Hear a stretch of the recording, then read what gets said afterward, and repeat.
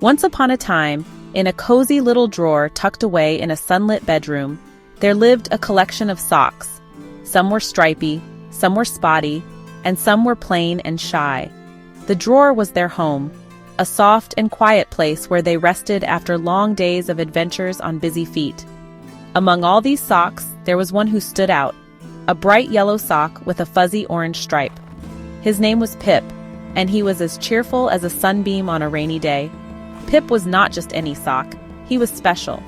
His yellow was the color of lemonade, and his orange stripe was soft and tickly, like a caterpillar. But what made Pip truly different was his big, bouncy dream that filled him up from toe to cuff. While the other socks waited patiently for their turn to be worn, Pip would gaze out the drawer whenever it was open. He loved to watch the bunnies hopping in the backyard, their fluffy tails bobbing as they leapt through the grass. Pip wished, more than anything, that he could hop just like them. He imagined what it would feel like to bounce high into the air, to feel the cool breeze whoosh past his stripe, and to land with a soft, giggly thump. Sometimes he'd even whisper, "wee," just to practice. Being a sock was fine. He liked being cozy and warm. But Pip's heart longed for something more. He wanted adventure, excitement, and the chance to do something no sock had ever done before. Every morning, as sunlight peeked through the curtains, Pip would practice wiggling and bunching up, stretching as far as he could. He'd scrunch and stretch, determined to get stronger, hoping that one day he'd be able to hop just like a bunny. The other socks, like Gus the blue sock, would grumble and mumble, "Socks don't hop, Pip. We're made for feet, not for leaping." Gus was a bit grumpy, always preferring to nap in the corner of the drawer. But Pip didn't let their words bother him. His dream made him feel fizzy and bubbly inside, like a bottle of soda pop that's just been shaken up. He felt like he could burst with excitement at any moment. Sometimes Pip would look at his reflection in the shiny drawer knob. He'd imagine himself with long, floppy ears and a fluffy white tail, just like the bunnies outside. In his mind, he was already halfway to becoming a hopper. "I can do it," he'd whisper to himself, seeing a determined little sock staring back. Pip believed that if he tried hard enough, he could do anything he set his mind to. Even if it seemed silly, even if no sock had ever done it before, Pip was ready. He wiggled to the very edge of the drawer, his heart thumping with excitement, ready for his Hoppy adventure to begin. And who knows? Maybe, just maybe, today would be the day Pip's dream would come true. One sunny morning, Pip decided it was time to try. He wiggled out of the drawer and onto the soft carpet. "Get ready, world," he announced. He scrunched up, bent his toe end, and counted. 1, 2, 3, hop. For a split second, Pip was in the air.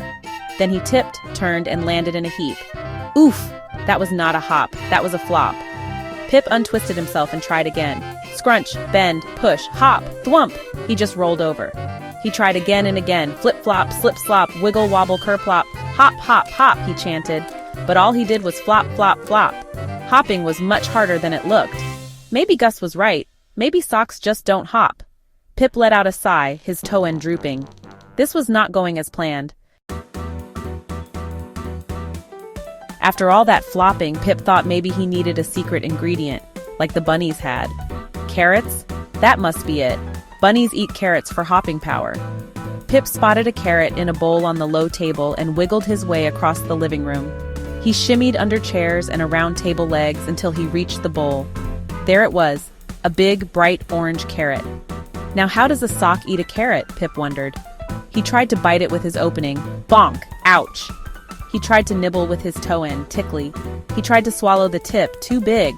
Pip pushed, rolled, and flopped on the carrot, but he couldn't eat it. Carrots, he decided, were not for socks. No hopping power, just a headache. Being a bunny seemed impossible. Pip felt like a tired yellow sock with a very confusing carrot. Just as Pip was about to give up, he heard a cheerful voice. "What's all the fuss, yellow fellow?" It was Mitzi, the red oven mitt, with Slinky, the sparkly green scarf, beside her. Pip explained his dream of hopping like a bunny and his failed carrot experiment. Mitzi giggled. "Oh, Pip, socks can't eat carrots, you don't have teeth." Slinky added, "Bunnies have special legs for hopping. You have fluff and cotton. It's just different." They weren't making fun of him, they understood. "But I really want to hop," Pip insisted. Mitzi and Slinky thought hard. Maybe you can't hop like a bunny, Mitzi said, but maybe you can hop like a sock. Hop like a sock? Pip was confused. He'd never heard of such a thing. Hop like a sock? Pip asked, curious. Mitzi wiggled her fingers. You're great at wiggling, Slinky chimed in, and jiggling. Instead of trying to hop like a bunny, use your wiggle and jiggle power. Slinky showed him, wiggle side to side, get a rhythm. Pip tried, feeling silly at first, but his friends cheered him on. Go, Pip, go, wiggle and jiggle. He wiggled faster, his toe end making a funny sound on the carpet. He was a blur of yellow, a wiggle-jiggle machine. Now, shouted Mitzi. While you're wiggling, give a little jiggle jump. Pip bounced, using his socky springiness. He lifted off the floor. Not a bunny hop, but a small, wobbly, jiggling hop. A sock hop. He landed with a soft boing and started wiggling again, ready for the next one. He was doing it. Pip was so excited. Wiggle, jiggle, bowing. Today was the day he would try something new, something he'd never done before. His little sock heart thumped with anticipation as he looked around the bright, cozy room. He was hopping, his very own kind of hop. Not just any hop, but a hop that was all his, with a twist and a bounce that made him giggle every time his toes touched the floor. A Pip hop, bouncy, silly, and full of wiggles. It was a hop that made everyone smile because it was so full of joy and energy. The wind whooshed past his stripe and he wanted to shout, "Whee!" The breeze made his stripes flutter and he felt like he could fly. This was better than he imagined because it was a hop only he could do. Mitzi and Slinky cheered, clapping their little sock hands and bouncing along with him. "You're doing it, Pip! You're a hopper!" they called out, their voices full of encouragement. Pip felt proud, knowing his friends believed in him. Pip bounced over, showing off his new move. He spun in a circle, then hopped backwards, making everyone laugh. "I can hop, hop, hop!" he cheered, bouncing higher each time, his energy filling the room with happiness. No more flopping, he was hopping. He remembered when he used to just flop around, but now he felt strong and confident. He hopped around the table leg, over a dust bunny, feeling confident and happy. Every hop was a little adventure, and he loved every second. He realized he didn't need long ears or a fluffy tail. He didn't need to look like anyone else to have fun. He just needed to be himself, a sock with a special hop. That was more than enough. Pip spent the afternoon showing off, hopping past the drawer. Gus peeked out, amazed. "Wow, Pip, you're hopping, and you look so happy." Pip smiled and did another wiggle-jiggle boing.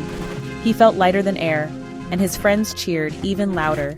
He'd found his own way to make his dream come true. Pip knew that being himself was the best way to shine, and his special hop would always remind him of that. As the sun set, Pip felt a happy kind of tired. The sky was painted with soft oranges and pinks, and Pip watched the colors change, feeling peaceful inside. It had been a big day, full of new things and brave tries, and now the world seemed to slow down just for him. He hopped one last time and landed softly by the drawer, his favorite cozy spot. The gentle thump made him giggle, and he wiggled his toes, feeling proud of his little adventure. He wasn't sad he wasn't a bunny. He was happy to be Pip. He realized that being himself was more than enough, and that he didn't need to change to feel special. He learned it's fun to dream big and try new things, even if they seem impossible. Sometimes the best part is just giving it a go and seeing what happens, even if you wobble or fall.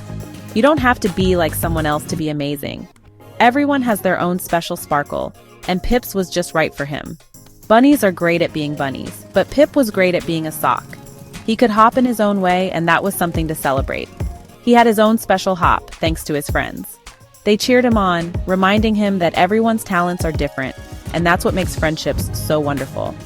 The best lesson? It's wonderful to admire others, but even better to love yourself. Pip smiled at his reflection, knowing he was unique and that was something to be proud of. Pip wiggled back into the drawer, proud and warm. He felt safe and happy, surrounded by friends and memories of his day. He was still a bright yellow sock with a fuzzy orange stripe, and now a hopper. He had tried something new and found a new part of himself to love. As he drifted off to sleep, he dreamed a new dream. His heart was full of hope and excitement for tomorrow. Maybe tomorrow he'd try swimming like a fish, or just practice his perfect sock hop. There were so many adventures waiting, and Pip couldn't wait to see what he'd try next.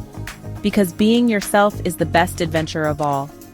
Every day brings a new chance to shine, just by being you.